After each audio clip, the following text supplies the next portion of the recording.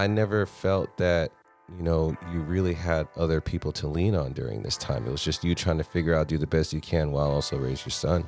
So I'm going to sit back for this one, right? Yes, go ahead. Because honestly, this is the only part of my life that I really don't speak on, honestly, ever. People that know me know I go through it, but even with them, I don't really talk about it. So from 22 to 32, I was in the ICU over 100 times. In ICU.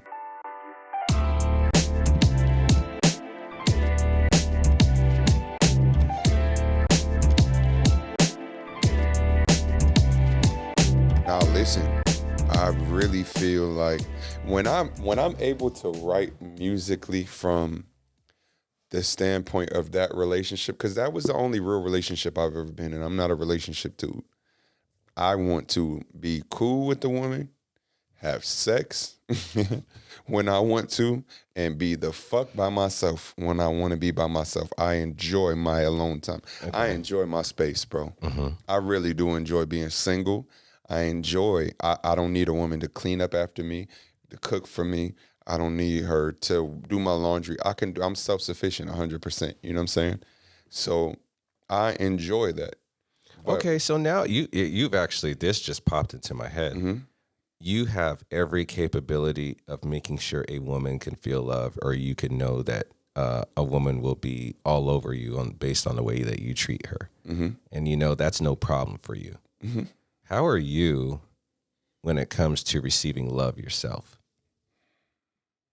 How does it feel when like a woman's like, I want to be with you, I want to submit to you, I want to cater to you, I want to do anything for you? If I'm into her, then I'm accepting of that.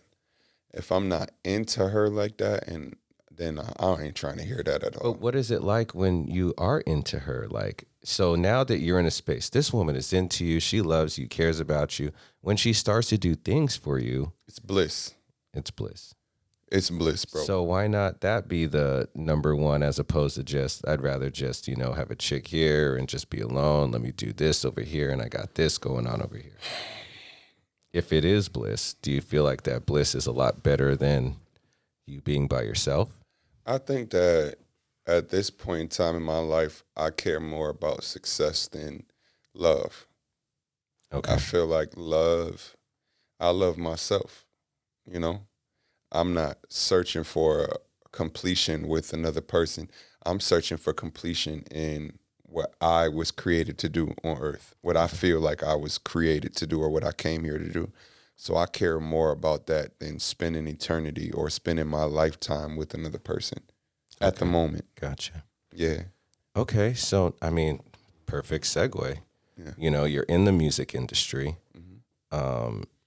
I know, we both know that you are having some health complications. Yeah. What was that like, where it's like you are putting in that work, you are wanting to be successful, you're working with the top artists in the game, mm-hmm. and then now this happens. What exactly happened to you during that time? So I contracted or had kidney disease, and my blood pressure just out of nowhere just was crazy, like 325 over 256, when a normal blood pressure is 120 over 80. It was like stroke. And I never had a stroke, but my blood pressure would be so high I'll have to go to ICU off of blood pressure. And, I'm a person that was never sick ever as a kid. I never really caught colds, was never sick. So I really didn't pay attention to the severity of, high blood pressure or kidney disease. So my kidneys just went bad in my 20s. So it went from me being A-okay, playing basketball still and being okay, to not even being able to lay down on my back because I couldn't breathe. Well, I mean, it was one thing that you talked about having sex early at age 11, mm-hmm. but what about drugs, alcohol? When did you get introduced to that stuff, and when were you taking any of these things? So I smoked weed the first time at 14. I was in 8th grade. First time I smoked weed, and my blunt was laced. We got what? Weed, coke. We got weed from one of my friend's uncles, and he, we didn't know how to roll or anything. He rolled it for us and everything, and he gave us a blunt with some cocaine in it. and we were high. We had strobe lights on in the room and stuff. We got caught smoking. They, my two other homeboys got their ass whooped, but I didn't get I didn't get in trouble for it. My mom was like, I smoked weed when I was your age, but it was an experience. Like I had a body high, a head high. It was an incredible high. I ain't gonna lie about that. But it was intense for the first time. And then alcohol, I say like sophomore year of high school, I drank a little bit, but I never really like was a big drinker. I would go to the party drinker. I got drunk a few times, but I never really liked to be drunk. I always liked being on point. So, at what point in your life were you just kind of feeling like something was off with my body? These symptoms are starting to pop off. And I'm like what the fuck is going on? Between 22 and 28 was a crazy time because, again, I was never hospitalized growing up. I didn't go to the doctors. I was never sick. I was an active kid. Might have caught a cold once every other year type, never really vaccinated, nothing like that. I was like really healthy, and just out of nowhere, my body just started feeling crazy, from having the headaches and, from your blood pressure being high to where like I was like swelling up from fluid overload, with your kidneys going bad on you. And my kidneys just went out. Had to do dialysis. And how long have you been on dialysis? So we're going on 6 years right now. So now dealing with dialysis, trying to write music with your group, understanding the nature of music. And a single father at the time. A single father, not getting along with your baby's mother and trying to raise your son. Yeah. Like, what were the priorities and what were the next step, and what do you feel like there were some changes you had to make during that time? So priority at the time was music. Everything else was on the back burner. It was like, damn, I can't work a regular job. I was trying to get jobs and keep jobs, but because, I'm a high school dropout from decisions that I made, I wasn't able to get like a corporate job to where I can sit down and use my brain to make money. I had to use physical labor. So I had like different labor jobs. I had labor jobs that I couldn't keep up with because I physically couldn't breathe at the time, when my kidneys failed. And I didn't know that at the time. So I had to sit down. I ended up having to go on dialysis. I was hospitalized for a week in Houston, Texas. I was actually out there working with Brian Angel from Day 26 on his solo album. And I literally was like, man, something ain't right. I just feel super off. I couldn't walk. I didn't want to go to sleep, anything. And they had me on ICU for a week, and they were like, listen, if you don't go on dialysis right now, you're not going to see your son again. And it was just like, hey, man, all right, let's do it. And so I ended up doing that, and it was tough, because you have to go to dialysis 3 times a week. You have to adjust to like, you hear my stomach? Can you hear my stomach? No, it's fine. No, it's okay. Very, very, very loud. It's loud as fuck though, but it's okay. Man, my stomach's going crazy. They're not going to hear it on there. I could adjust the audio. I'll tweak it in post. But so at first you're on dialysis, you go 3 times a week, right? And adjusting to being on that mentally, I'm never sick. And then you go into dialysis and you're in these treatment centers, and all you see around you is people that are sick. And all you see is despair. The way it smells in there is different. The atmosphere in there is different. So everybody's coming in there. It's like, damn. And you got to be in there, You can't really work a regular job. You got to be in there 4 or 5 hours at a time, You get out, when you get off the machine, you're tired. You might sleep the entire time you're on the machine. And you get home and you feel like you've ran 100 sprints the size of the football field, like from one end of the goalpost to the other and back would be one sprint. You did it 100 times is how your body would feel. And you adjust to that. You adjust to what you see. People coming in one day, like this one lady, she came in, I would bring my speaker and play music for the older people that were there to keep their spirits up. I had to keep mine up too. And one day she came in, she walking, she dropping it like it's hot and dancing, black lady. 2 weeks later, she's in there and she's completely a vegetable to the bed, on the bed. And Man, it's that's like, tough, bro. how the fuck am I supposed to see this at 28, 29 and continue to push through? Like, that shit just made me feel like, fuck. And I knew that my numbers, they would tell me all the time, like, your numbers are the worst. When I came back and do like any test results, my numbers would be terrible compared to everybody else. And it was like, how am I? Like, again, my blood pressure was 320. I think it was like 325 over 256 was the worst that it's ever been. A normal blood pressure is 120 over 80. High blood pressure is 150 over 100. It's considered high. Go to the hospital. 325 over 256 means death. Not just stroke, death. You could die. Your heart could burst. And I'm walking around like nothing's wrong, Yeah, I think I was always very impressed with your attitude in this process, but real shit on the outside looking in, I was just like, it could be any day. It really could have.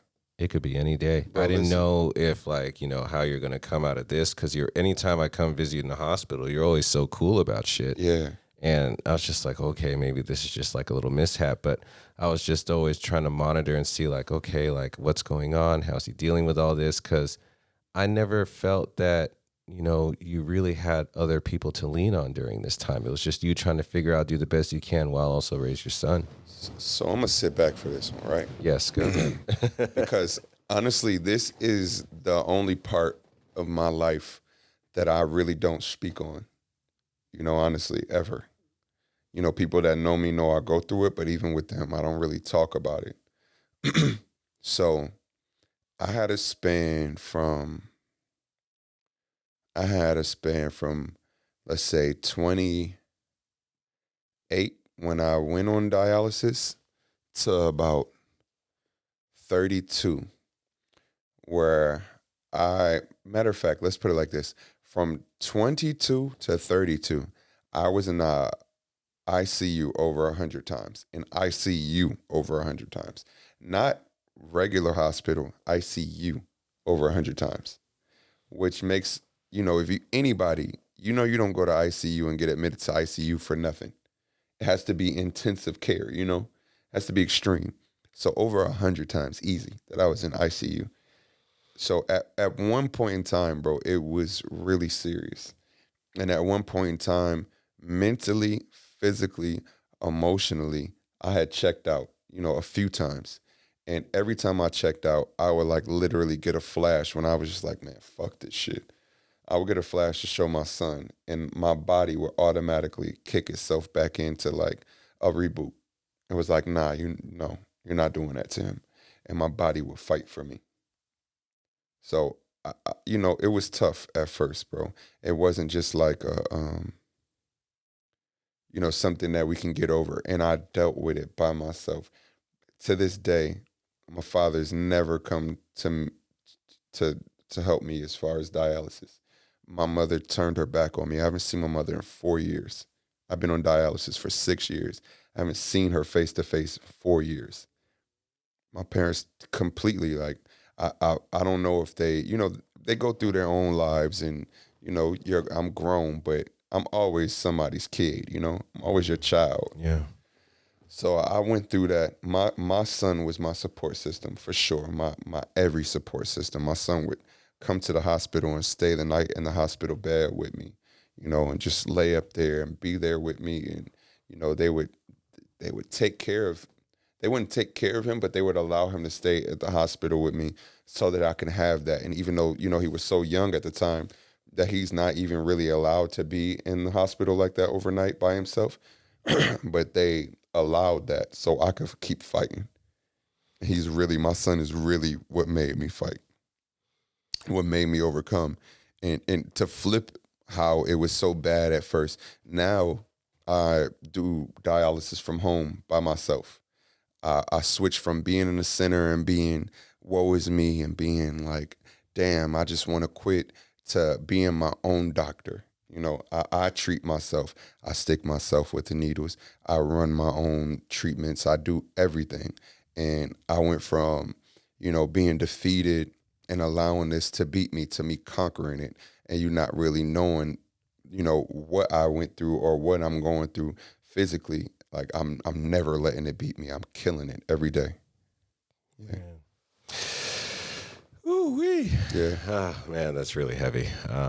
Nah, bro, because look, the blessing in it, honestly, the blessing in it is I was able to see, again, I grew up Christian, right? And they teach you humility and to be humble. And I hate that word, right? I despise the word humble, because when can you tell a king to be humble? And they tell us that we're kings. They tell us that we're gods, right? When would you tell God to be humble? When would you tell a king, like, you need to be humble? It didn't humble me. It made me be like, oh, yo, I am great. Like, I saw her,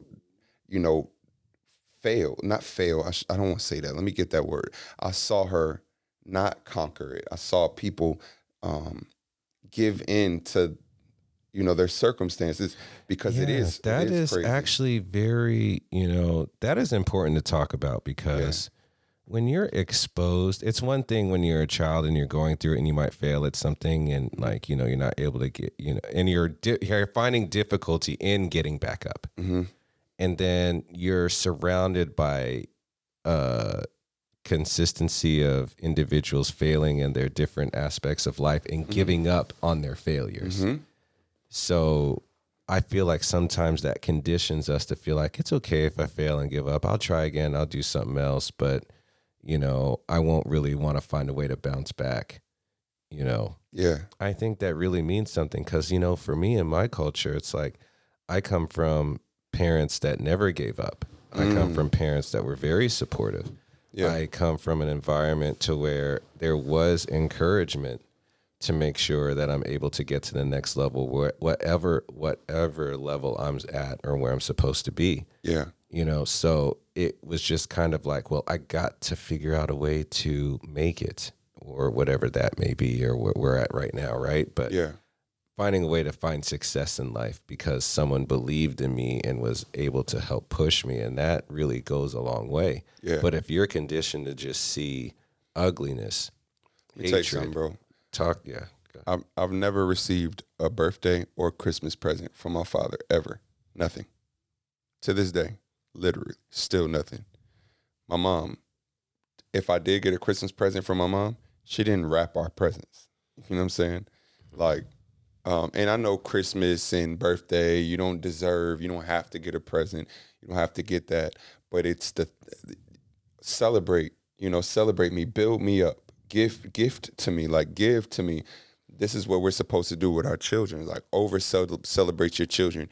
That bond that I have with my son, bro, it's like, for real, just it is what made me overcome everything in life. It's what gave me love, gave me balance, gave me peace, gave me sanity.